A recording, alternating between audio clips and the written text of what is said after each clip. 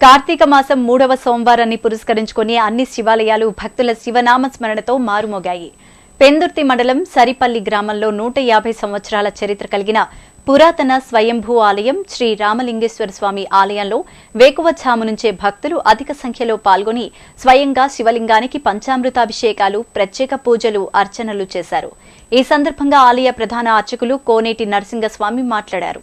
కార్తీక మాసం 3వ సోమవారం కావడంతో భక్తులు అధిక సంఖ్యలో పాల్గొని అభిషేకాలు నిర్వహించారని తెలిపారు. అయితే ఈ ఆలయానికి ఒక ప్రత్యేకత ఉందని, భక్తులు స్వయంగా స్వామివారికి అభిషేకం చేసుకునే అవకాశం స్వామి కల్పించారని, చుట్టుపక్కల గ్రామాల నుండి, నగరాల నుండి భక్తులు విచ్చేసి స్వామివారికి అభిషేకం చేసుకుంటారని తెలిపారు.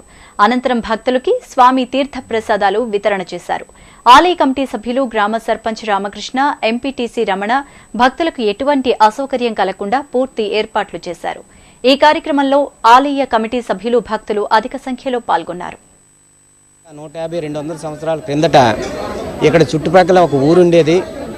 ఈ ఊరు పక్కనే ఒక రాత్రి కలలో ఇద్దరు స్వాములు కనిపించి, నేను ఇక్కడ వెలిసి ఉన్నాను సుమా, మీరు ఇదంతా ఈ తుప్పులు డొంకులు తీస్తే ఇందులో నేను ఉన్నాను, ఒకసారి మీరు వెతికి చూడండి అని చెప్పగానే వాళ్ళిద్దరూ వచ్చి ఈ తుప్పలు డొంకులు అన్నీ తీయగానే అక్కడ స్వయంభు శివాలయం, స్వయంభు లింగం, అలాగే నందీశ్వరుడు, పార్వదేవి, తర్వాత వినాయకుడు కూడా అక్కడ ప్రతిష్టాపన అయి ఉన్నారు.